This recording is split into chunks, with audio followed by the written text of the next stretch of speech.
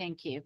Please, members of the public, staff, presenters, and members of council, please be advised that meetings are broadcast and recorded and made available on the internet. Is there any declaration of pecuniary interest and the general nature thereof? Seeing none, please note that.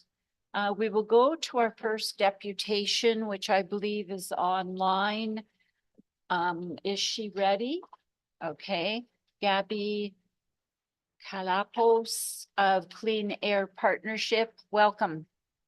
Thank you so much. Thank you, Council, for allowing me time on your agenda to speak to the Better Home Selwyn opportunity. Really appreciate the time on that. I'm just going to share my screen. Oops, sorry. Triggered that too quickly. Thank you. So thank you very much, Council, for allowing me time on this agenda and to provide additional information from the staff report that was already shared with you. It's been a real pleasure working with Selwyn Township on the market analysis of the opportunity associated with energy efficiency retrofits in the residential sector. And I'll give a little bit of background just in terms of suggested next steps and conversations and discussions and decisions that would need to be made to identify next steps.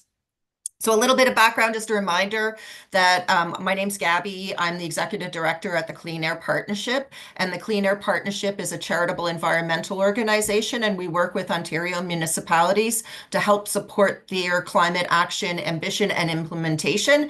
And every single municipality has the retrofit of existing buildings as a top priority in their climate action plans in order to achieve their climate change greenhouse gas reduction targets. So addressing our existing building stock is really, really critical for achieving our climate change goals and targets that we've set for ourselves.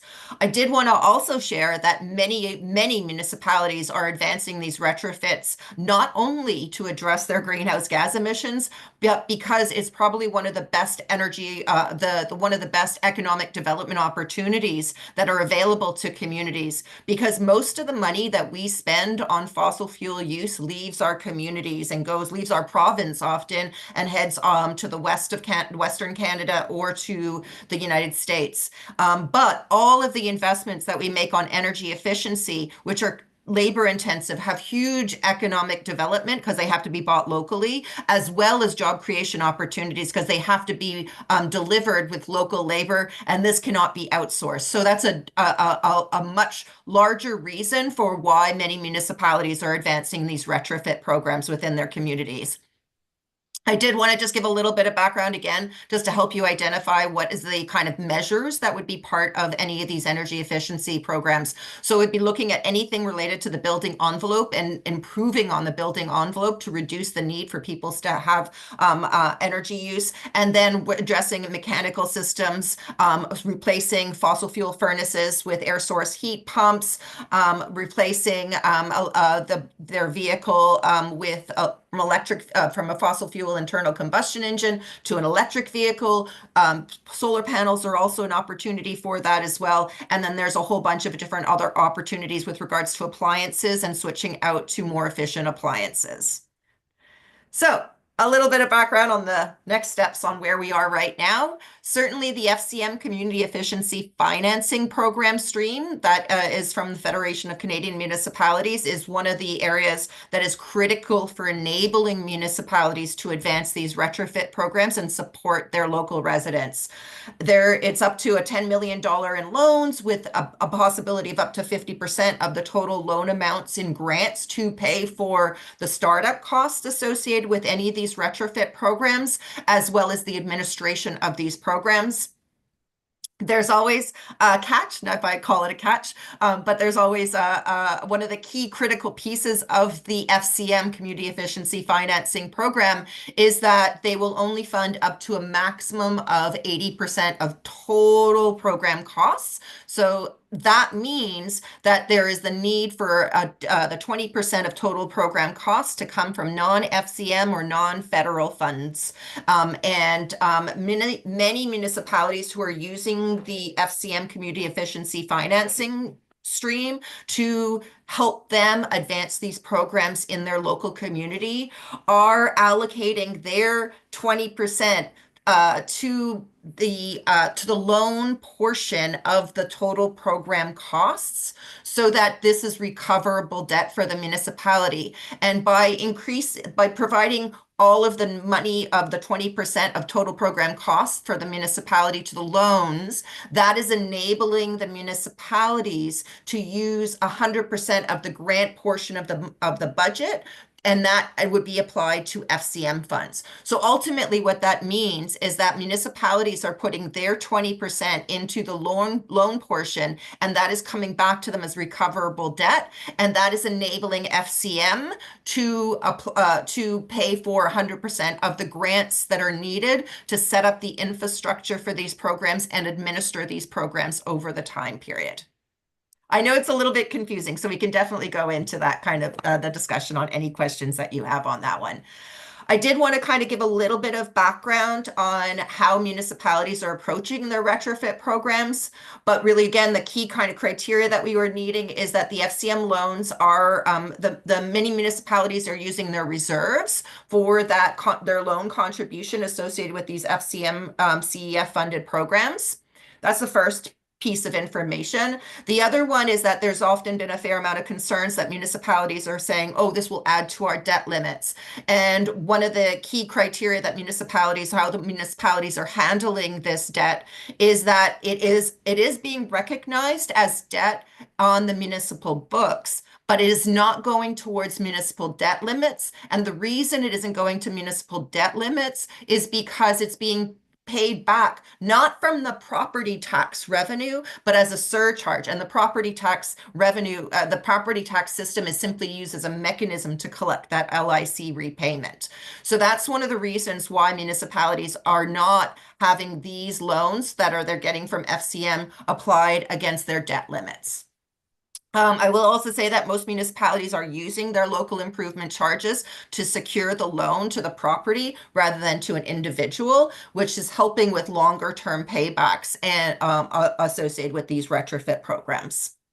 The FCM program is funded for 4 years. We can have a discussion in terms of what's the plans in the post 4-year time period as well. We can kind of discuss that. But really the FCM funding is for a 4-year stream. The loans can be paid over 20 years, and the goal on that long-term loan repayment time frame is that it really enables homeowners to, what I'm going to do in quote is put a free retrofit, which means that their energy savings are able to pay back their loan amounts. And that is one of the reasons why these programs are providing long-term low-interest financing to help address not putting an additional financial burden on residents and simply having energy savings paying back the loan. However, anytime a resident would like to, that was participating in the program, anytime they would like to clear up their loan could be repaid back with no penalties. So I'm showing you this not to confuse you. I do not want to confuse you on this, but I simply wanted to kind of share a little bit about the different players that would be delivering and involved in this program. That put the municipality on the bottom of that one, and these are the minimum requirements that a municipality would need to do as part of the LIC legislation, whereas a third-party administrator can handle all of the rest of the administration associated with the program. In addition, there's homeowner responsibilities that they need to do. There's contractors, obviously, who are going to need to do this work. And there's the energy advisor role, because as part of the FCM funding, there is the requirement for a pre and post audit to secure and verify that these energy savings are actually materializing, and that there is protections on residents in terms of the goals on helping them navigate their retrofit.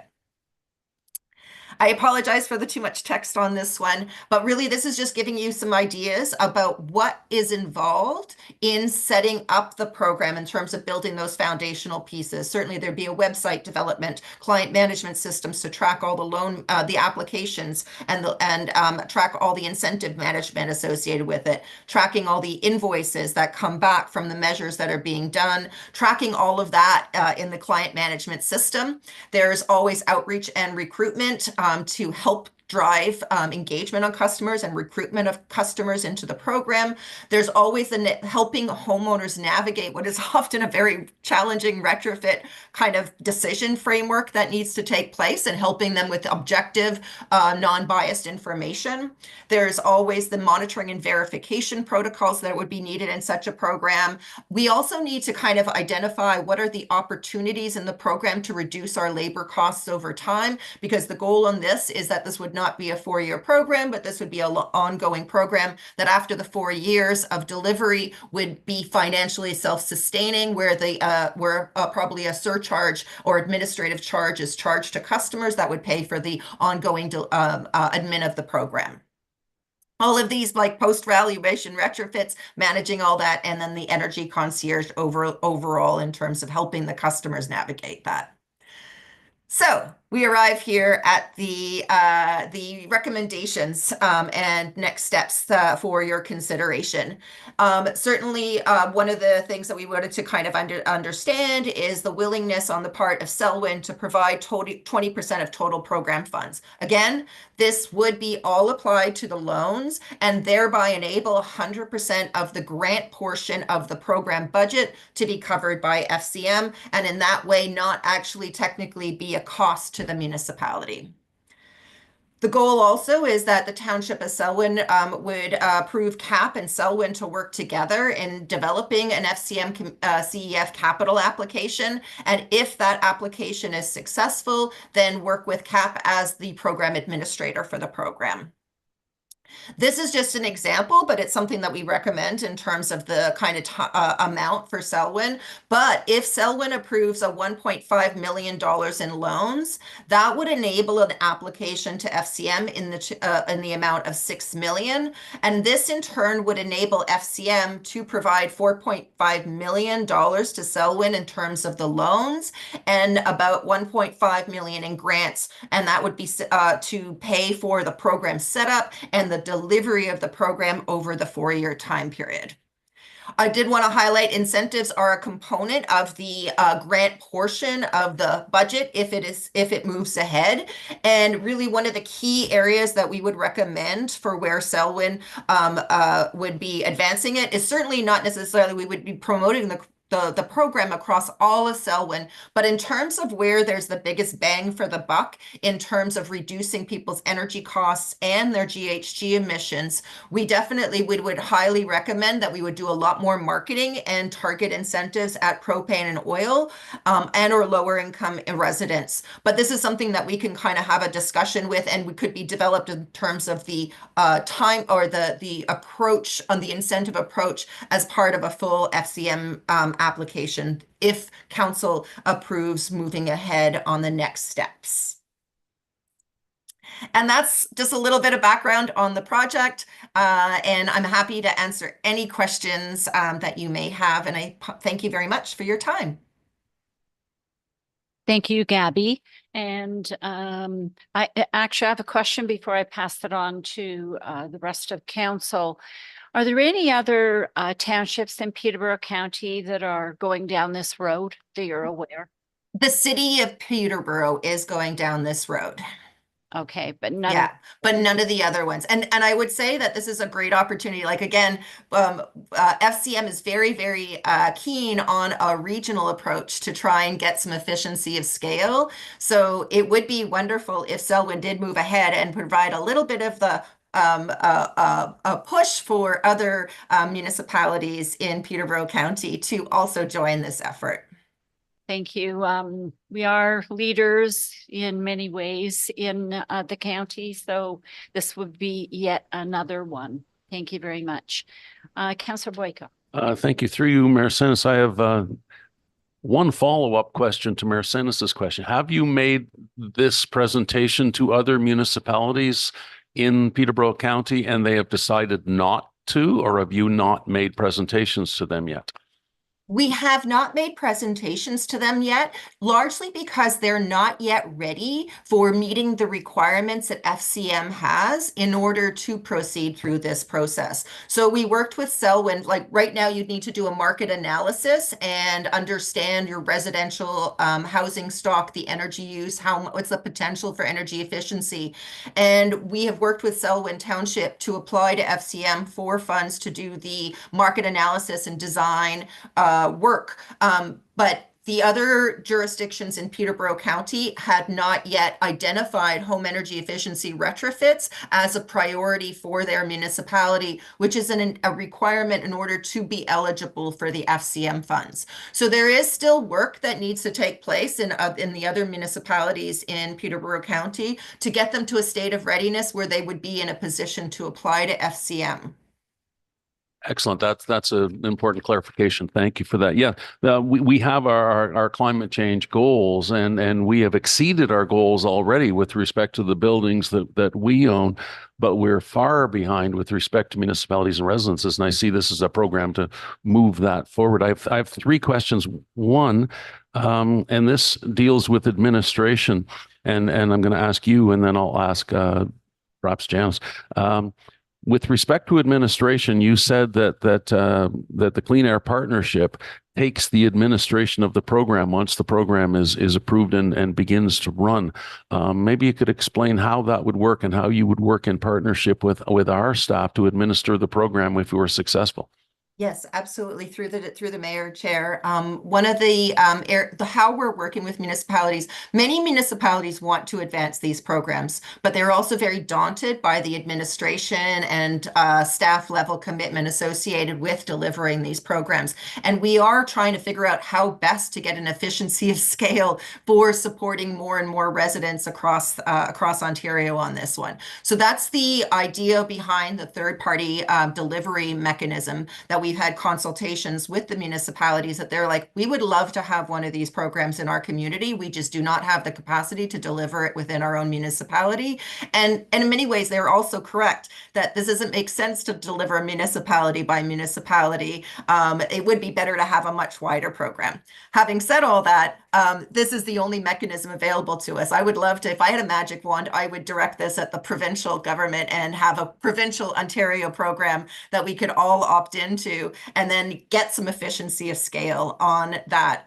But we don't have that as an opportunity. And so what we're trying to do through Better Homes efforts is, as municipalities are advancing these programs, we're all working together to support each other's administration of these programs and to reduce the admin costs associated with these programs.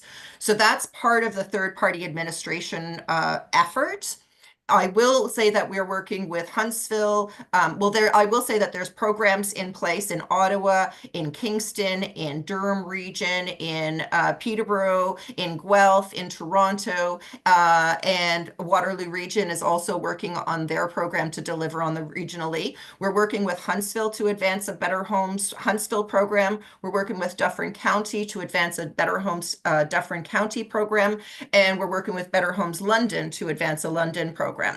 So all of these are meaning that we don't actually have to kind of consistently duplicate efforts across municipalities associated with the administration. That is the goal associated with this third-party administration. And what Clean Air Partnership is doing is managing the customer, managing the websites, managing the customer integrations, managing the client management systems, managing the clients who come through the system, through the program, identifying if this is a right program for them, if there's other programs that are better meet their needs, if they're able to kind of go through the Greener Homes loan where it's a 10-year payback and it's attached to the individual and not the property, helping them with other incentive offers that are available to them. And then reducing the administration of these as each municipality advances this work so that eventually we can set an admin charge through this network and make these programs financially self-sustainable on their own without government resources being allocated to them. That's the vision for how it would take place. And I would say that also we would partner with energy concierge companies, largely Windfall Ecology and Enviro Center are advancing these concierge services to Ontarians. And so we would partner with them to streamline this process. How Clean Air Partnership would we be working with the municipalities is that Clean Air Partnership as the administrator would be taking all of the intakes and then ultimately would be doing all of their verifications on meeting program criteria. And then once that is assured that they meet all the program criteria, then the municipality would be involved to do a tax, like tax account in good standing kind of financial verification. And then the municipality would be ultimately the one that approves that property and property on the LIC line. And then the municipality would be sending out the loans through the LIC to the residents and collecting it back on the property tax system as a surcharge. I hope that answered your question. I know it's a long-winded step-by-step process on this. Well, it did, and I thank you. And through you, Mayor, I have one more within that question, within your answer. Well, I wish I had a magic wand. I'd use it on the provincial government with more than just that. But you answered another of my questions, and that is that the loan stays with the house. Yes. It doesn't go to, yeah, that's an important. So I have two questions there Councillor Boyko. Yeah. So that you're not monopolizing. If there might be a couple of other councillors that have a question, we can come back to you. Deputy Mayor Black. I like hearing you talk, John. Yeah, Protocol. tell my wife that. Protocol. Yeah, thank you for the presentation. I think it's an exciting opportunity, and as the mayor said, you know, we're recognized for initiating a lot of these types of programs. And certainly Selwyn's the size that can support something like this. Just a couple of questions around the loan from the municipality. Is it an interest-bearing loan? Because I don't see that written anywhere that it's a loan, recoverable loan, and will go on the tax bill. But is the municipality allowed to charge interest? I heard there's a surcharge possibly, but can you just explain how that works? Yes, it's entirely up to the municipality for how they would like to charge interest. Now, in terms of total costs to the municipality, there is an opportunity loss cost by allocating this money from the reserves and putting it to the program, the Better Home Selwyn, to loans to the residents, because now you're not collecting interest on those reserves. So there's the ability to take that opportunity loss and apply it as an interest rate on that loan, so that it does mean that it's total recoverable debt. Many of the municipalities, when FCM first did this tranche of funding to some municipalities, it was zero interest loan to match the Greener Homes loan, but for up to 20 years. And as you can imagine, that was very attractive to a fair amount of people. Right now, FCM is not charging zero interest loan, but their interest, it varies depending on when all this takes place, but it was around like 2% that they were charging. So still very attractive interest rates and long-term loans on that one.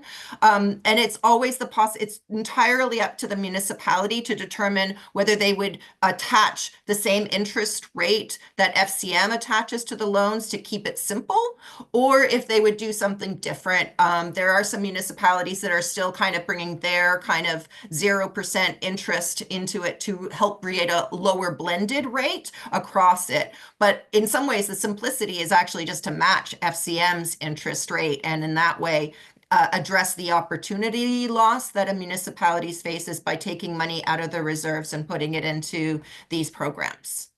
Thanks, Gabby. Can I ask staff to respond if they've thought Well, about that? actually, we do have a report coming from Angie that is to deal with that. And I don't know if that will be, that answers in your report you're giving, Angie, or is this something? I don't mind answering that now. I guess the question is, we can determine what that is, right? So we might, if we wanted to develop a program for certain income earners, we might want to provide the loan interest-free, or we might want to just go with a straight incentive grant. We haven't really worked through those details, but I think the intention is once we get direction from council, should you decide to move forward with the program, we'd work with the Clean Air Partnership on the program design and bring that back to council and get your feedback on what we're proposing. But we do have the ability, we can certainly recover the interest rate through the loan charge. Okay, so that's up. Second question. Thank you.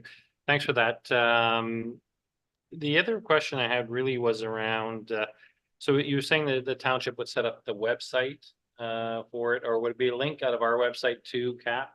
No, we would actually set up the website for Better Homes Selwyn, and it would be part of a Better Homes Ontario website with Better Homes Selwyn having its own section to speak directly to what's available to Selwyn residents. I get you. I thought we would be doing all of that, which I know staff don't have time to do that these days. So yeah, and the long-term plan is to have basically all the administrative piece separated from, okay, we need a loan of this amount and work with the township on that part of the application, not have involved from at the top end sort of thing.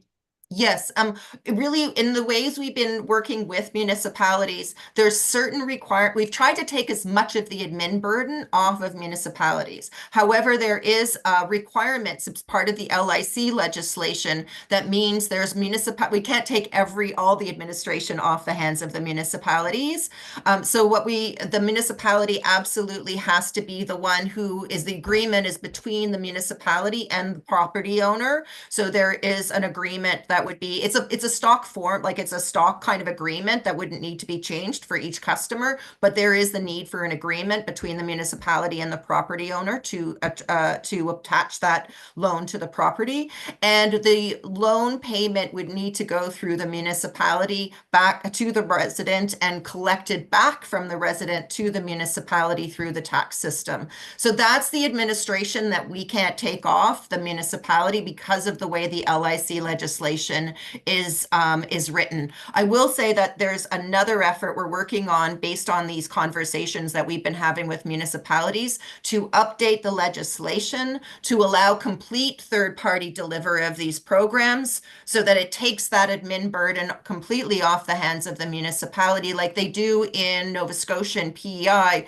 where a third party can handle all of the loan payments and collections, and then that entity works with the municipality to ensure that the LIC is applied in the municipality, but the municipality themselves doesn't have to do the sending of the money to the customer or the collection process and can be handled by a third party.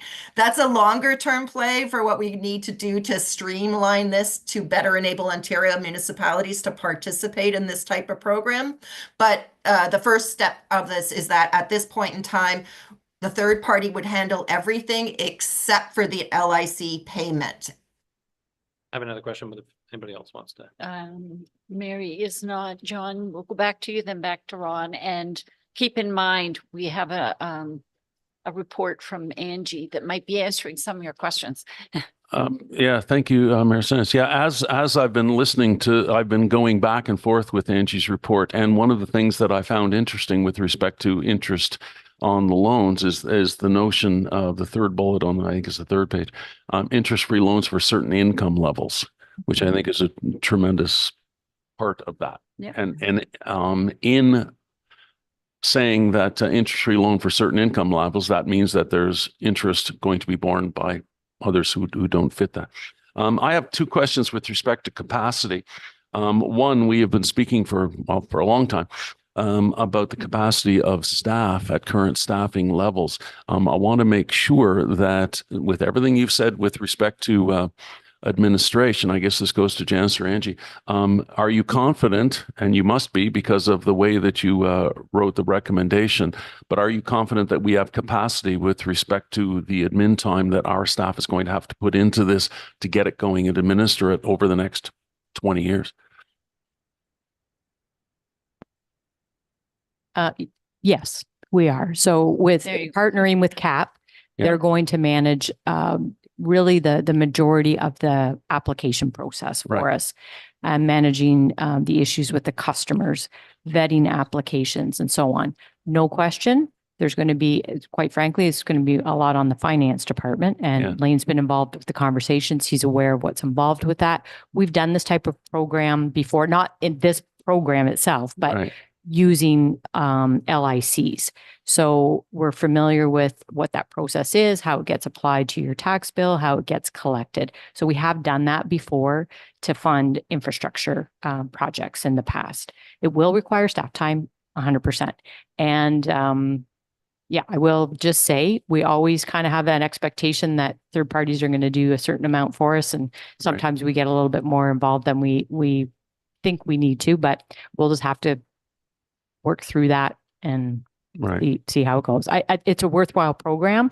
We wouldn't be bringing it forward if we didn't think it was something that we felt was Right. what And people- yeah. and that's what I meant when I said it's implied in your recommendation, but I wanted to at least ask the question. The second question goes to Lane, and again, this is implied. We have just, with respect to the Lakefield campground, put up reserve. I know it's from different pots of money, but a big loan program for almost $1 million there that is recoverable. Is there capacity in reserves for that this program would be not putting undue limits on our reserves? I was really happy to hear that it will not affect our debt limit. That's an important question that I was going to ask. So thank you for that. But are we confident about the capacity of our reserves to take on this program? Yeah, just to use Angie's statement, yes. We at this point, we wouldn't identify a specific reserve. We'd look at our overall levels of reserve and just classify it as internal financing. But yeah, we are in a shape where we can do, especially for $1.5 million. Yeah. Right. Again, I assumed by the recommendation, but I wanted to ask the question. Okay, very good. Of Thank course, you. this is all depend on getting the grant too. Absolutely. And another part of the recommendation. Yeah. Deputy Mayor Blanc. Yeah, thank you through your mayor. Yeah, I mean, just I was an early adopter with ground source heating 30 years ago, and there was a hydro grant back then, but the rest of it, you had to pay for. So two questions around that. What's the typical return on capital for somebody that wants to do this? What, with the energy savings and so on, how long do you think typically it takes somebody to pay the loan back or recover the amount? And I know this is a retrofit program, but we have a large amount of new development going in the township. And I think we'd like to see those new homes have this type of system put in them as well. But they don't own it when the system's put in. So is there a program that people that buy those homes, pre-buy, can apply to have the additional cost that it would be to have that, a system in versus the standard furnace or whatever in the house? So is it those two questions? What's the return on capital, and new homes is a big portion of the growth in this township moving forward. You're on. Yes, absolutely. Well, I'll start with the first one, and the return on investment. It really does depend on the energy that they're using at present. So if it's a resident or a property owner that is using oil and propane, there's a wonderful rate of return that I would think that this is a no-brainer. And that's one of the kind of really value propositions of addressing those upfront capital costs in order to recoup the operational savings that can pay back the loan. So if on the case of oil and propane, in general, it would probably be under like 10 years, but you're looking sometimes at 6 years payback or less for those energy users because their energy costs are so high. For electricity users, it would also be relatively high as well in terms of the rate of return, because heat pumps would be far more efficient than a baseboard heater, and they would immediately increase their efficiency fourfold over a baseboard heater. But there wouldn't be as many GHG reductions for them, but there would definitely still be really good energy cost reductions for those property owners. I will admit that for natural gas, the payback is often a longer term payback. There is one, but it often can be upwards of like 15 years in comparison to get those operational savings through increased efficiency. And it depends on what they do. Like if they put PV panels, there's a different opportunity that they can do. If they put ground source, their operational savings will be a far bigger in return, but there's upfront capital costs associated with the system is higher than would be for an air source heat pump. So you're still looking at relatively long paybacks to address the natural gas users, somewhere along the lines of probably about 12 to 15 years. And our new properties, Oh, yes, sorry. New properties, yes. At present, there hasn't been any municipality that has been using these loans for new developments. We are very, very keen on seeing that happen. I will say that the FCM stream of funding is only looking at existing buildings. So the loan amount that comes from FCM is unfortunately not available for the new developments. However, if a municipality wants to use their loans or loans or capital for supporting low-rise, for supporting new developments, that is absolutely available in the LIC legislation. There is a little bit of a caveat, I will admit, in the legislation that would need to be overcome, in that it's the property owner who has to voluntarily agree to this. And in new developments, it's a little bit of a weird thing because it's actually the engagement is with the developer or the home builder and not the property owner. However, that could easily be addressed in that the loan is provided to the developer to deal with that green premium to do, let's say, air source heat pumps rather than air conditioners or all electric heat pump systems, or even a geo system at the building level, to be able to do all that upfront, and what's the cost associated with just the business as usual approach. And in that way, we can be using the loans to provide that green premium. The property owner, when they purchase the place, can pay out that LIC portion when they purchase the property. They can attach it to their mortgage if they decide, or they can make the choice to voluntarily sign up for an LIC that gets repaid over time. We don't have a precedence yet on new developments. And I think the reason why new developments hasn't been used yet is because there aren't federal funds or provincial funds to help a municipality could tap into that could then support the development community to building it right from the beginning and the cheapest time to build it right, rather than having a retrofit afterwards. So yes, it's totally possible. Sadly, it has not yet been done, but I would love to see a municipality do that. That would be wonderful and precedent setting. thank you. All right, if there are no other questions, I'd like to now turn to Angela Chittick. And before I do, just wanted to set the context. This is for existing and up to a maximum of 150 households. So I'll let you take it from there, Angie. Thanks. You almost took the words right out of my mouth. All right. I always like to manage expectations. So I certainly thank Gabby for the presentation today. Very thorough, and hopefully everybody's questions were answered. I think the report simply complements the information that Gabby's already provided. So I'm not intending to go through it in any great detail. But yeah, just to echo the mayor's comments, this is an opportunity for us through FCM to get some like an 80% funding ratio to support a program. We got to remember it's over 4 years. So when we're looking at all these numbers, you're kind of dividing them all by 4. So the impacts to draws from reserve probably are not going to be really great, because you're going to be dealing with, you're not dealing with 150 homes all at once. The other thing I just wanted to mention as well, when we develop the incentive program, I think we want to make it fairly easy for people to understand and buy into. The idea of having an income-based may sound good, but Gabby did let us know that sometimes that can be a barrier because people do not want to provide their personal financial information. And if we really want people to take part in the program, we want to minimize those kinds of barriers as much as we can.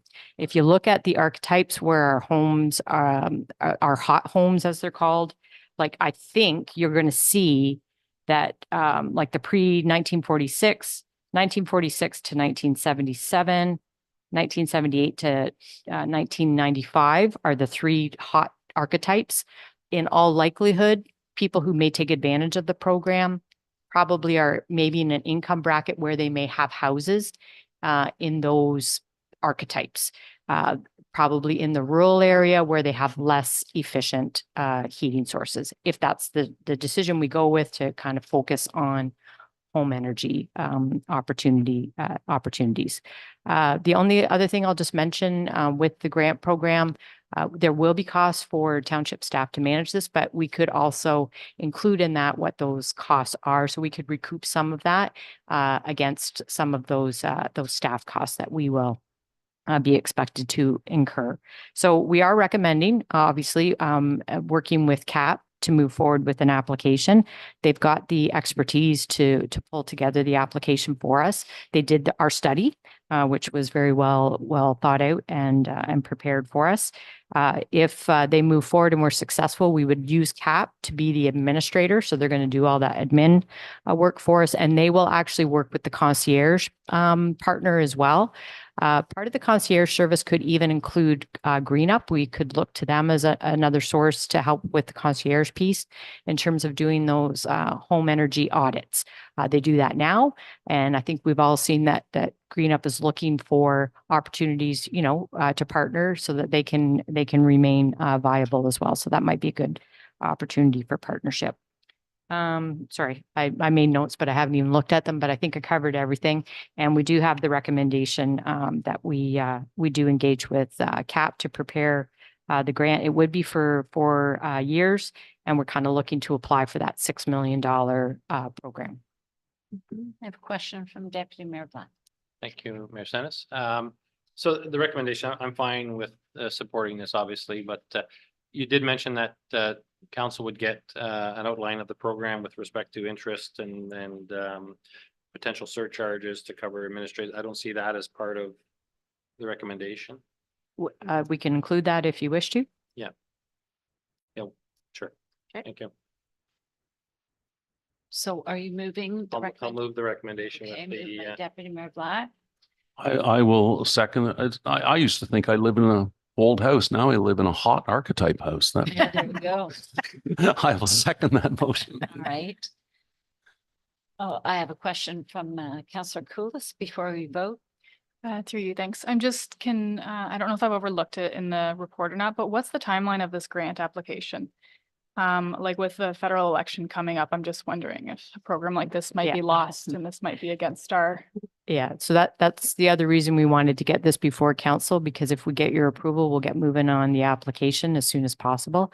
I think it's a 4 to 7 month kind of turnover, Gabby, once the application is submitted for review.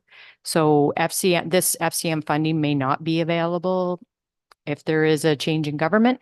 So if we are able to get our application in, we're in the queue and we're good to go. Wow. Third. As good to go as we can be. Okay, Councillor Koulis thirds it. I just want to mention that we have Mr. Hanchett in the audience today, and he has been strong on these initiatives, and I thank you because oh, well, no, I fourthed it. You can fifth it. Anyway, thank you for what you've been doing too. So really appreciate it. All in favor? That's carried. Thank you very much. All right. And thank you, Gabby. Thank you very much, Councillor. Do we have any question, Madam Clerk? No questions. Thank you. All right. Oh, and sorry, through you, Madam Mayor, we have Brian actually joining us virtually. Where is he? He's just joining through audio.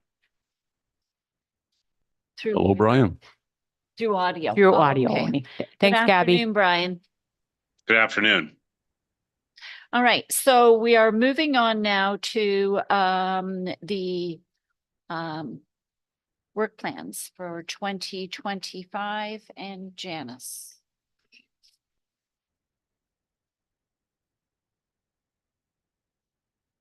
Thank you. Yes, and we circulated for your review the work plans for 2025 that have been presented by each of the department managers. So again, these work plans really are to try and move forward with some of our priorities, some of our legislative requirements, projects that are brought forward by council through some of our planning documents and sometimes even through staff. And I just always like to clarify that these work plans really do not reflect the amount of day-to-day work, the volume of work that staff do to keep our operations going and providing a great level of service to folks, and the myriad of issues that come up that we have to deal with, opportunities that come up that we have to deal with. So the work plans really just are the tip of the iceberg of what all these folks are doing to keep us going. Just again, like to note that 2024 has been an extremely busy and challenging year. We've had some significant changes to our organization. We've had a lot of significant and challenging recruitments and vacancies, and it's made it, a real challenge for folks to keep things going. And I just do like to reiterate my thanks to the department managers and their staff for just, as I'd like to say, keeping the wheels on the bus and keeping us going. You will note things being carried forward in some cases, and that is a lot of the reason for some of that, because we just don't have the resources in those circumstances to get everything done. So with that, I will leave it with you. We're all here to try and answer any questions that you may have. All right, so we're going to start first with the Chief Administrative Officer. Are there any questions or anything you would like to talk to on this? Brian, do you have anything on the Chief Administrative Officer? Thank you. Through your no, I do not. Okay, I can't see you, so I'm going to ask you for each one. Appreciate it. The next one we have is Building and Planning. Are there any questions on that? Brian? No. Okay, sorry?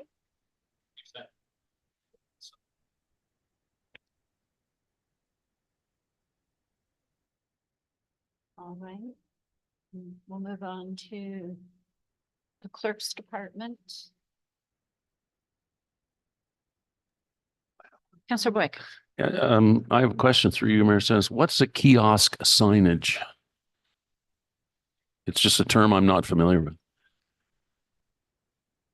Yes, so the kiosks are, so you'll recall in Lakefield and Cenotaph Park, Yeah. there is a information sign there. Do you recall what it's kind of Yeah. a wooden sign? That's what I'm referring That's a to. kiosk. It's a kiosk Okay, sign. Yeah, gotcha. Yeah. Didn't understand. And my second question is, I noticed the gateway signage, but I didn't notice the gateway signage to Lakefield. Is that a project that's on? We talked about it, but I don't see it on the work project. I'm just wondering if I missed it. Is it somewhere else? The gateway signage to Lakefield, the What stonework. page are you on? I just know it. Well, it's not there, so I can't Oh. say what Oh. page it's not on. Sorry, but it's just a project was ongoing, but I don't see it here, so I don't know. Yeah, I must have neglected to put it on there. It's definitely in our capital budget. Okay. Yeah, so it's a project on. Okay, so it will be added Yeah, on. I- Okay, I can add it. excellent. Thank you. Brian, did you have questions on the Clerk's Department? No, I do not. Thank you. All right, so I'll move on to Financial. A lot of not started. Any questions for Lane? Brian? No questions. Thank you.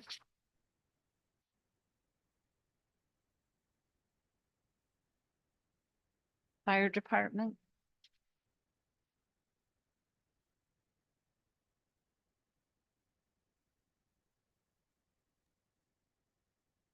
Brian?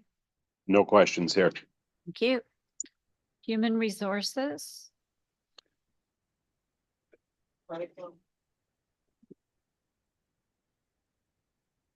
Brian? No questions. Yeah. Library Services?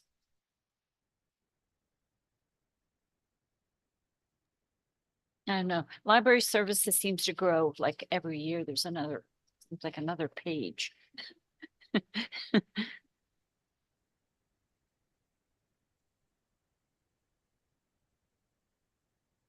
Brian? No questions here. Thank you. Public Works? Got a question from Deputy Mayor Black. Well, I've got a list here, and recreation was at the end, so I got Public Works first here on my little list. That's what I'm going by. Okay, well, nothing on Public Works. Brian, do you have anything for Public Works? No, I do not. Thank you. All right, now Parks and Recreation. Deputy Mayor Black. Thank you through Mayor Senes. It's the bed by the window. A lot of questions so far. I think. It's the bed by the window. Are we getting background? It's okay. Continue. Oh. Yeah, so, we just gone through a strategic plan and recreation plan.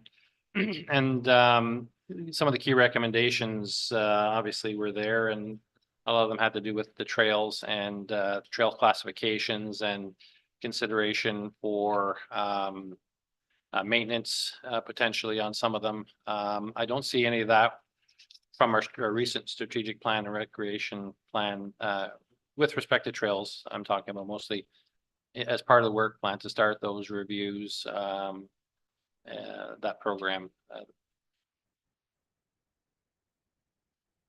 Mike.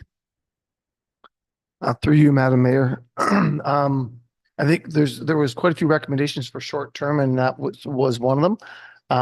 Because of a couple of really major projects, we didn't want to take on too much, so that was more going to be 2026 with some of the prep work, perhaps beginning next year, but with the campground, with the Ennismore Arena, those are two major items that are going to be very time consuming. So it's not been forgotten about, but hopes are to have it in the 2026 work plan.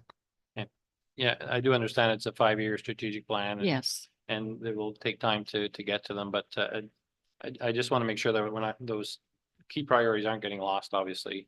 So I think if it's in the work plan for 2026, should we have it in there for 2026, or is this It's strictly 2025. So there's nothing for forward. Okay, thank you. Councillor Boyd. Question with respect to Parks and Recreation as well. And again, it's something that is not there. And again, I'll preface it by saying I know the strategic plan is looking over a number of years, but 3 key ideas that were brought forward was festival performance space at Isabel Morris Park, water station at Isabel Morris Park, and a disc golf course at Douglas Sports Center. So I'm wondering if included in the strategic plan for 2025 could be simply to meet with stakeholders, with user groups, even once, to discuss where are they with respect to these ideas, what would they like to see moving forward, so that when we get to the end of 2025 and into work plans for 2026, we've at least got that information. We don't have to start that. And so all I'm asking really is 1 or 2 meetings to take place with respect to those initiatives in 2025. So I wonder your thoughts. Michael. Through you, Madam Mayor. I don't think that those need to be in a work plan to have a discussion, to have those sorts of things. I think when you're talking about actually in a work plan, you're really talking about getting things completed and getting more than just our days. There is no day where we don't have a conversation with a user group or a ratepayer to discuss those sorts of things. And fortunately, we have some very good groups that will make sure that can't possibly happen, is have them slip off the radar. I think we have very active pickleballers, disc golfers, Jazz Fest members. So those discussions can happen without it having it on will happen without having it on a work plan, where it really is about trying to get those things completed and through their full life cycle. Excellent. So those conversations will happen. Thank you. Okay, thank you. Sure, Yes. I'd just like to add to that. I think we need to be a little bit careful with that, because informal conversations can lead to a lot of unmet or some expectations being set that really aren't realistic, right? So typically when we're getting into a project like that, any of those projects, the water station's a little different. We're always going to be on the lookout for grants. That's how we put our original ones in. So of course we're always on the lookout for that. But when we get into some of the other projects, there's typically some work that we need to do to get ready to go out to the public and kind of understand the scope of what we're going to be looking at, right? So, and they turn into big projects really quick. So those informal types of conversations really don't serve us well. So I think we are better to look at packaging those projects during the timelines that we actually can put the time to them that's going to need to be put to them to do them right. So I think looking at those things a little further off when we are done some of the big projects that we have underway right now and have committed to, I think that really is the more practical way to look at those projects. I understand through your says, yeah, managing expectations is essential. I understand that. But part of managing expectations is what can't be done quickly, but also your idea has not been forgotten. So both parts need to be part of managing expectations. So thank you. You'll be here, so you'll make sure that we don't forget them, right? Brian, do you have anything, Councillor Henry, do you have anything you'd like to speak to with Parks and Rec? Not at this point in time, no. Thank you very much. Okay, so we have a recommendation to receive the departmental work plans for 2025. Have someone move it. Councillor Koulis, Councillor Henry, would you like to second it? Yes, I will. Thank you. Right, thank you. Get you on in the minutes. All in favor? That's fair, carried. Thank you very much. All right, now we are going to move on to Lane, and he's going to talk to us about budget impacts. Sure. Thank you, Madam Mayor. And thanks to council for taking the time to consider the impacts that we're facing as we work on the taxation and area rates budget for 2025.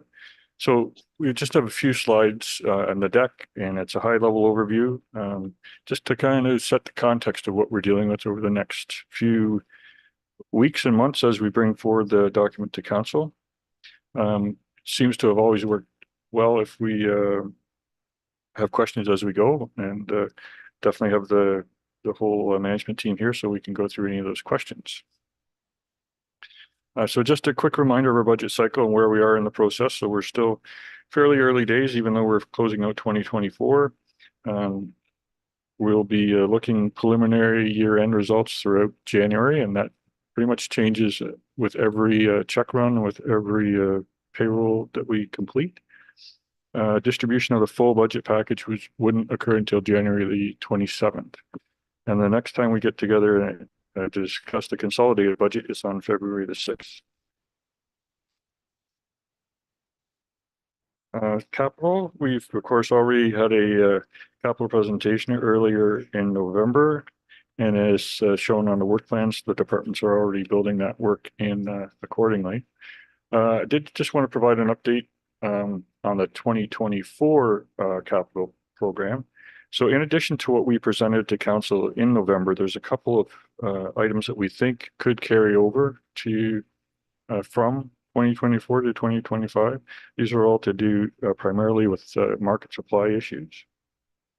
So one is our tandem, and we have paid for the chassis of the tandem, but we've not yet received it, and we're waiting for some of the body installations that would be like the box and snowplow package and all those types of things.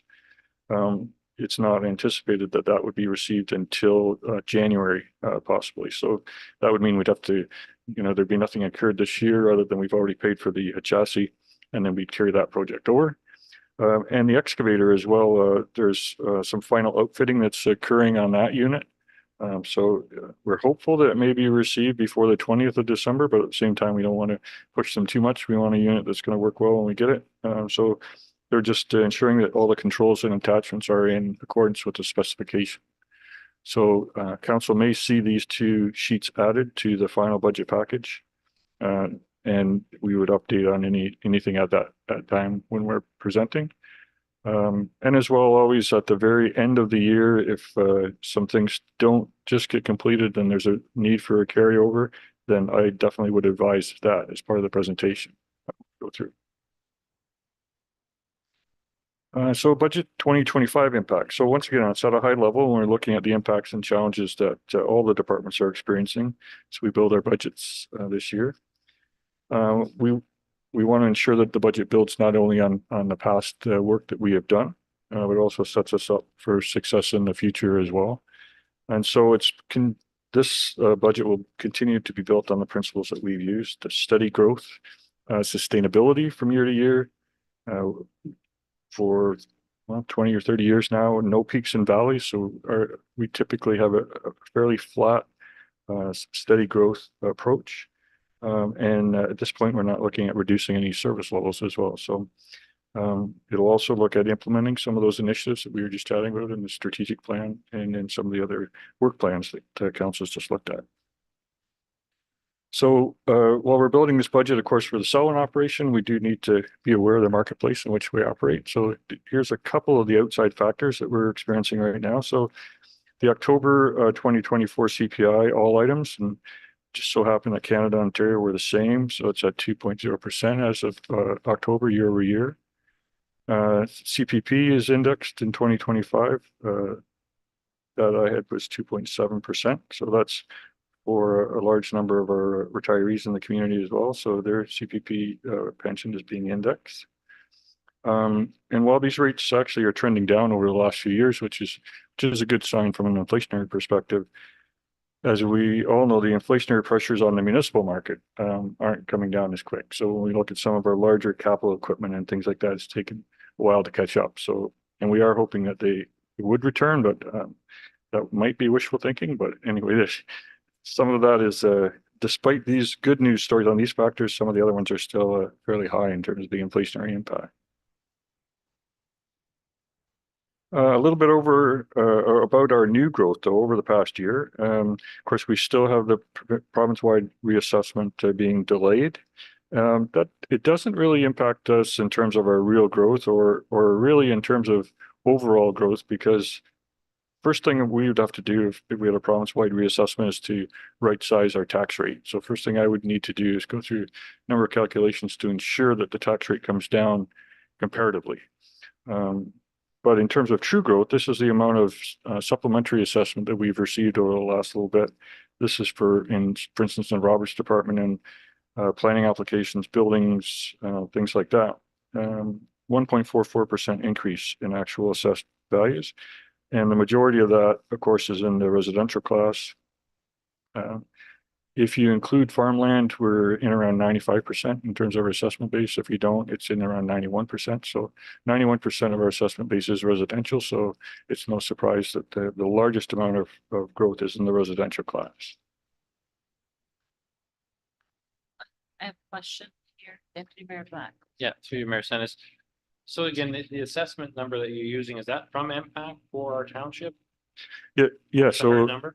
yeah, so that there's 2 points there. The one is we have a market change analysis that we receive at some point in November, and then we have now received the roll, and that's been confirmed. Okay. So we basically look at that number, and I know that that's a true number. That's a true number. That's Yeah. our assessment. Yeah. Yeah. Okay. Yeah. So then taking that assessment number, we run it through a calculation and compare it to the 2024 tax levy to say, well, in the midst of all of this, if we were to increase spending by approximately $140,000, we could spend that and not affect the existing municipal rate. So that gives us an idea of what we've referred to as tax levy room. So that's at a really high level, but it's a good indicator of that funding which is available to offset CPI and inflationary pressures and things like that. So we're getting into some of the expenditure impacts now. So cost of living, so CPI, we mentioned that at October, so that's 2%, which would be applied against the grids. We've completed our market analysis in terms of comparisons of all of our rates across the market. And of course, we do still have organizational changes and succession management that's taking place. So as I mentioned to council previously, we're a service corporation, so it isn't surprising really that salaries and wages will have a large impact on our budget. Overall, our payroll, including part-timers, is about $7 million. It's not all tax supported. So user fees and user rates, ICE rates, different things like that do offset some of that, but that's about 30% of our gross expenses is wages. And a reminder of just a few items from previous budgets. So we've traditionally phased in positions if we can to kind of soften the impact. So if we do new hires, unless we've got somebody in the pipeline ready to come in at the start of the year, that's typically something that we see maybe May, June, if we can. But with that, we then know that there's going to be an increase in the next year. So those are some of the impacts that we do know are coming along. Organizational changes and succession management also has a big impact on effort and resources. So in some instances, it may not translate to true dollars, but it may translate into productivity and things like that. So we need to, first of all, recruitment takes a lot of time, but training and familiarity, as we're finding over the last few years, takes a lot of effort from the staff that are here and then the new staff that are coming on as well. And we're seeing that across all departments. A few more bullets just to reinforce some of the areas that impact effort. Of course, in the library, we've spoken before about the volunteer model that we have in place and continued challenges there. And this past Monday would be a good example of that with the ice storm, trying to keep branches open and imagine Sarah's phone probably rang off for a while, and then trying to scramble with the staff to backfill and take care of all that. In terms of the work plans, we've got internal resource commitments, as mentioned, about the management team succession planning. So we're going to see a round of retirements, and so knowledge transfer and new approaches to things. All of that takes effort.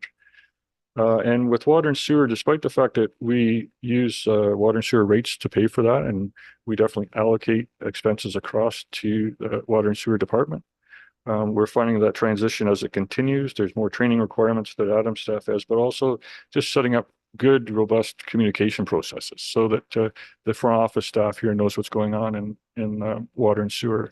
We have a water main break, things like that, just ensuring that that communication works really well. So that if a ratepayer calls into the front office here, then that's been communicated through. And so we're in the know and we know what's going on there. It just takes effort. Definitely the front office staff, but all of Adam's staff too, to do that communication.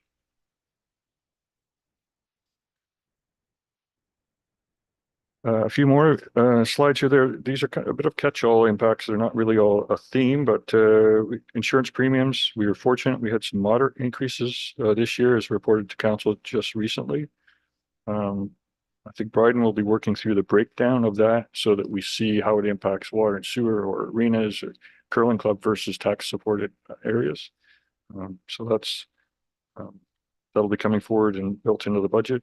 We're in year 2 of our new dispatch agreement for fire dispatch. I think that's about another $17,000 impact. It's phased in over 4 years. So that's another one of those impacts that we're going to see.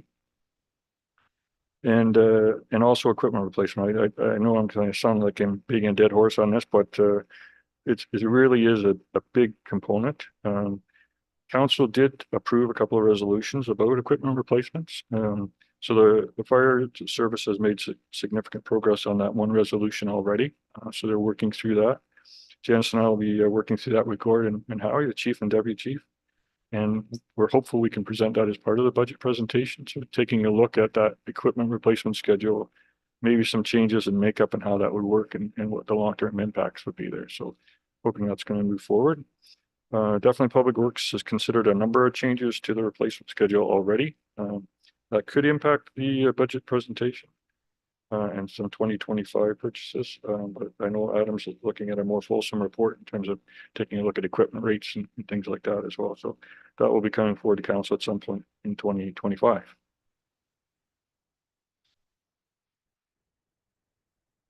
I mentioned, I think last year about technology. We've made a large investment in terms of technology for customer service, and generally the market in IT is changing so that I can think back when we used to purchase outright software and then it was good for 5 years or it was good for 10 years and all we had to worry about was support.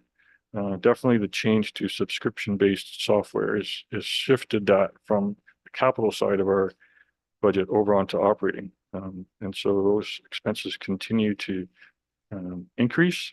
And as we reach out to make more use of software that's going to make it easier for the customer, or maybe push out social media or different things like that, then there's definitely more funding that goes towards that.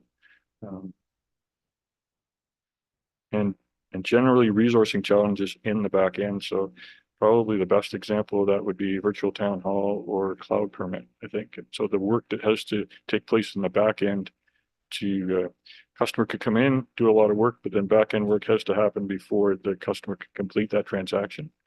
And it takes a lot of effort to ensure it's timely and seamless to the customer.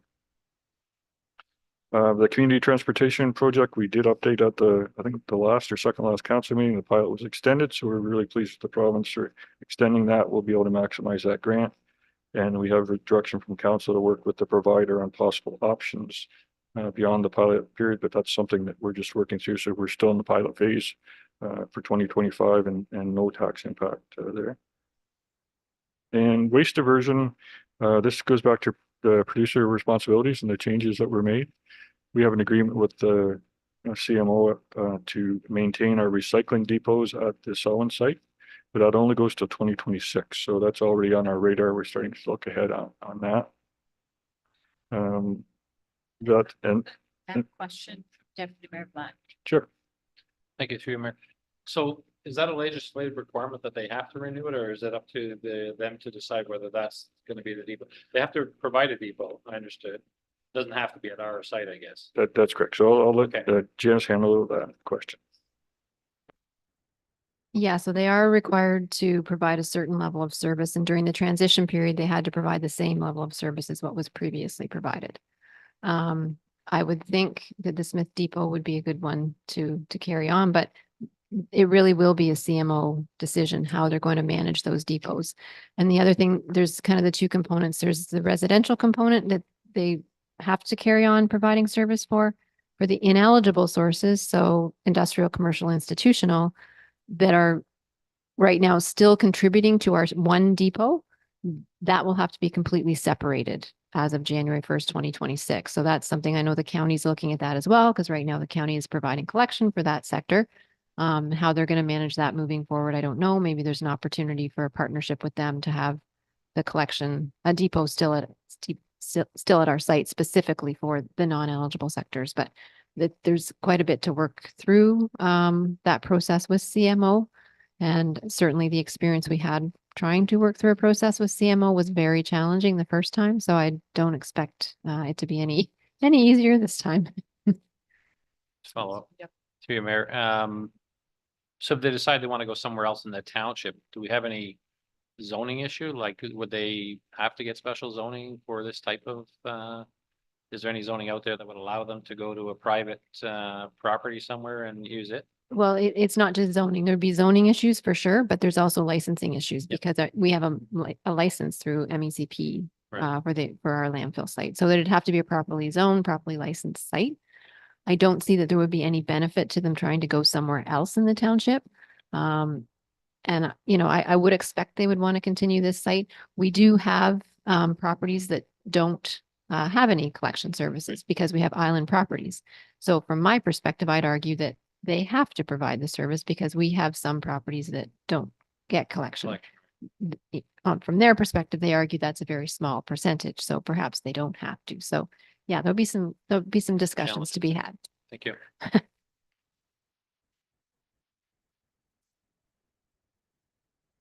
And just to close out that relationship then with CMO. So the funding that they provide to us, there is a requirement that we spend some of that money on marketing, and then there's the on-site work as well. But that allows us to actually promote sustainable practices, proper recycling, different things like that. So the funding at this point is in around $50,000. So it's not small money that they're providing to us for sure. And just a slide on the asset management plan and the update and the ongoing changes there in terms of things that we're trying to provide to council. Some of this work is definitely going to continue in Q1, but just with the budgets and audits and things like that, I would think the majority of the work that we're going to jump into next is going to be in Q2 and Q3. And I've got a few more slides here to talk about area rates and things like that, but I just wanted to talk a little bit about asset management and the processes that are going to unfold in 2025. So we have a number of guiding principles when we're putting together budgets and plans and things like that. And one of the key ones for council and staff has always been to maintain our economic competitiveness as it relates to tax rates. So, you know, key phrase is always, are we the lowest tax rate in the county? My caution always to council is that rate is two factors, right? One is our expenditures, and we can control that in this room, and council can provide direction. But the other is assessment. So if we have a neighboring municipality that has a large waterfront development, and we don't have that, and their assessment grows significantly, then their assessment base could grow more than ours. They may not even provide the lowest service that we provide, and there are several municipalities that do that. They don't provide that level of service that we have. Excuse me. But I know that this is an important issue to council, so we have been doing some work as it relates to this. And our initial analysis, and we've updated it once already, shows that there is funding levels available to us that would allow us to address our levels of service in the asset management plan and our budgets moving forward, and still maintain this competitive advantage. We've did quite a bit of work in terms of pulling those other rates in, comparing them to our rates, kind of charting them out, putting them in a user-friendly format, just to show that spread, basically. And I'd be the first one to say our goal is to provide the best level of service at the lowest dollar. But this also shows that we should be able to provide council with good information on how we maintain our levels of service moving forward and how it can be funded, and still try to maintain this competitive advantage. So we've got some more work to do on that. We definitely want to take a look at now all the 2025 budgets that the different municipalities are starting to roll out. So I just wanted to make those points because I know the council has a level of angst that may even equal mine. When we talk about funding levels of service and how we take a look into the future. And so that's why we've been doing some of this work, and we'll present that as part of the asset management plan rollout. So on to some area rates. Autonomy conservation will be going up in 2025. Our share will go up a little over $18,000. That's 7.3%. We've treated that as an external levy with a separate tax rate.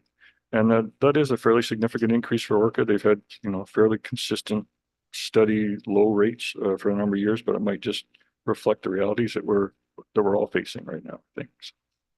I have a question from Deputy Mayor Black. Thank you, through Mayor Sense. Yeah, I mean, obviously Orca has had some of the same challenges the township has with respect to permit fees, and it's one of the few years, from what I understand, they come in with a negative budget this year, no surplus. My question around that is there a reserve related to these costs that the township? I mean, this is kind of an unusual increase for them, as you said.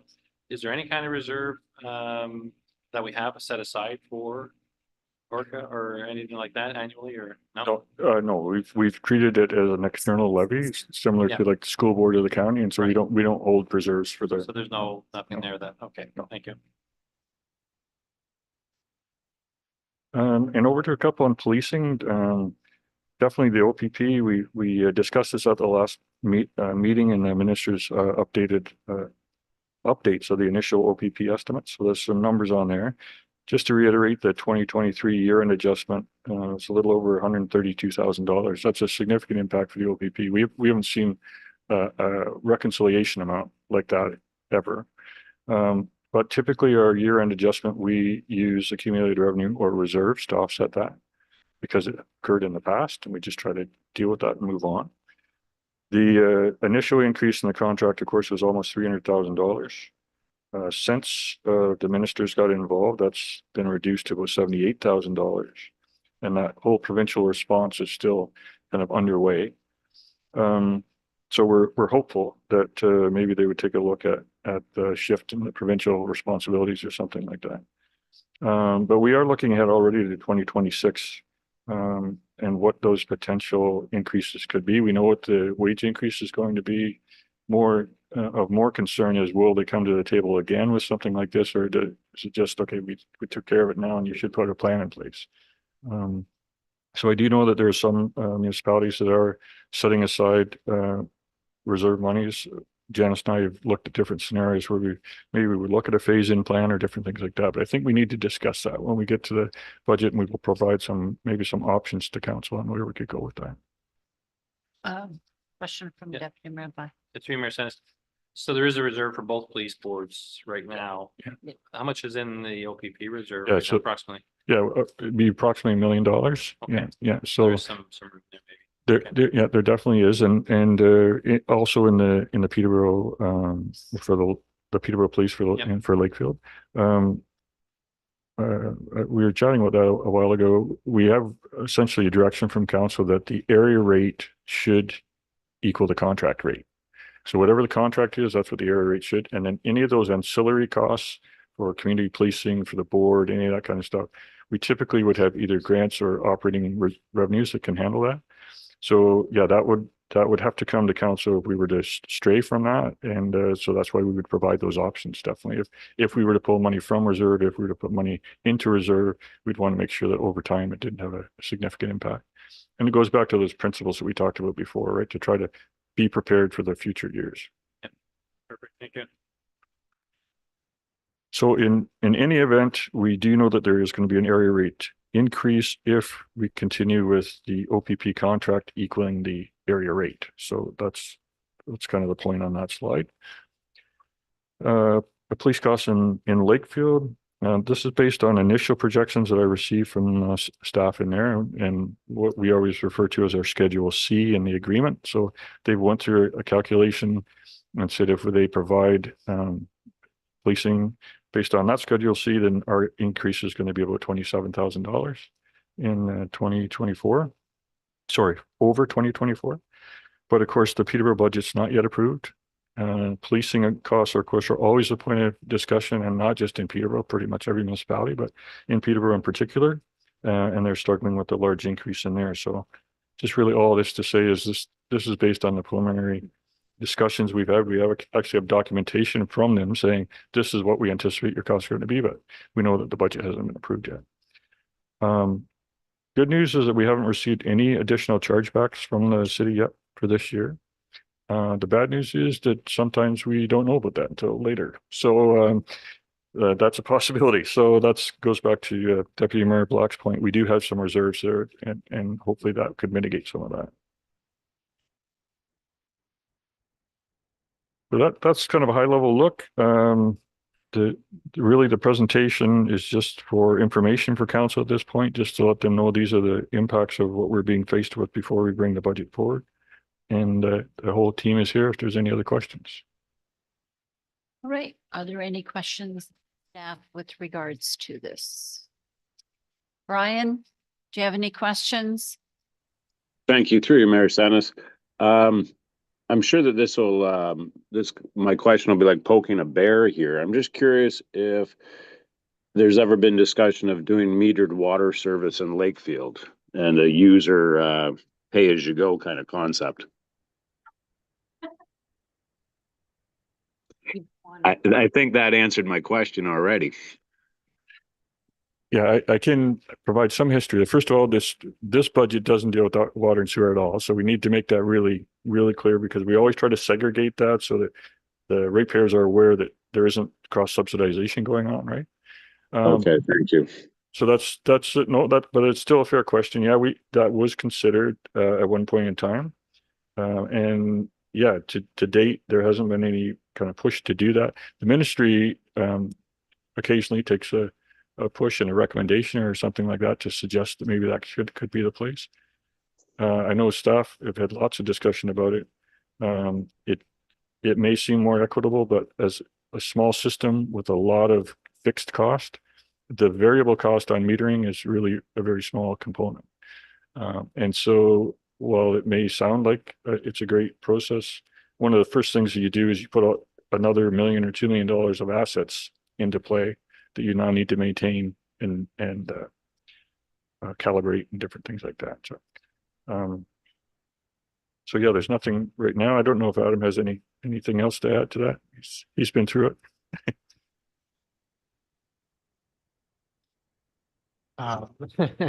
Through you, Mayor Senes. Yeah, no, I think Lane kind of hit the nail on the head. I think one of the things to consider too is, yeah, it is a small system and those are significant capital costs. Having gone through the meter process with Peterborough Utilities when they implemented the meter program, I know there was a very large capital budget that was projected for that replacement because they were previously flat rate. And that budget was like doubled by the time they finished that project. Not only was the project doubled, but I mean, the timeline was doubled. And within 10 years now, they're replacing all those meters again.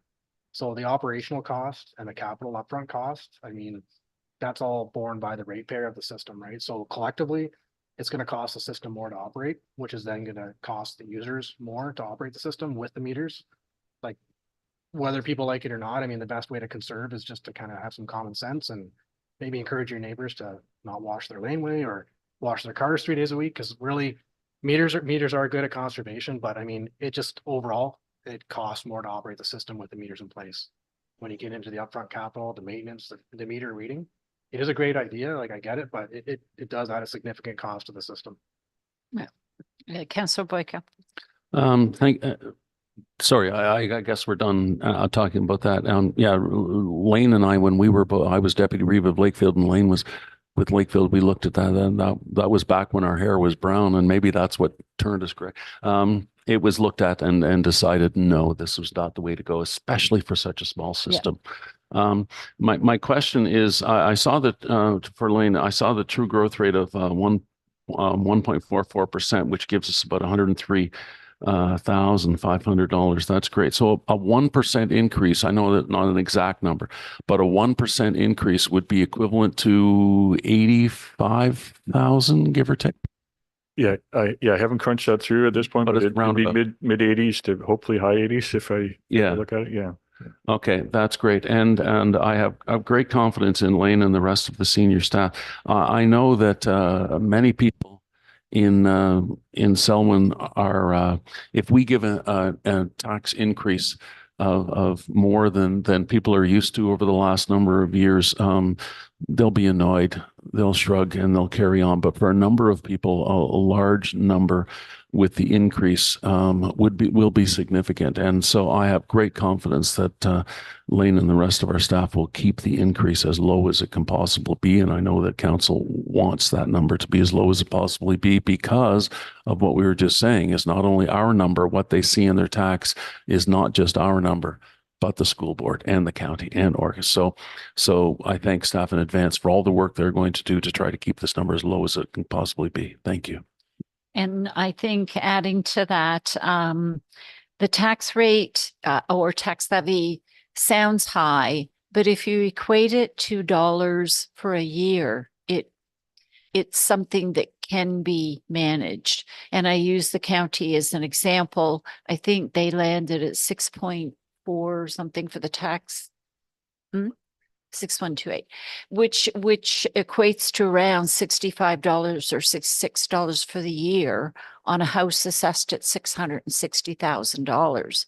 And a lot of people say, well, my house is worth more than that. But if you look at the assessment, it is showing at a lot less. So I think we have to keep in mind too, the dollar value that the tax rate may sound really high, but if you're looking at it at a, say, $65 increase over a year, I still think that is manageable. Brian, did you have any other questions? No, thank you. Okay. Any other questions for Lane?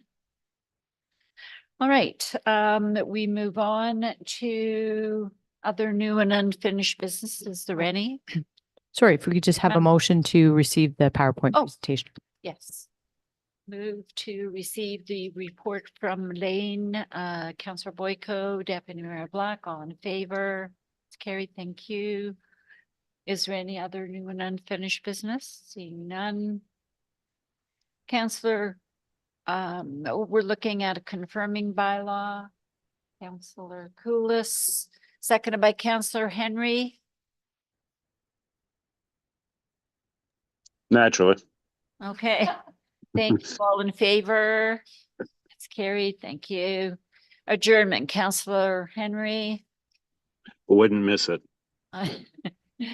And Councillor Koulis, all in favor? That's carried. Thank you very much. Have a good afternoon.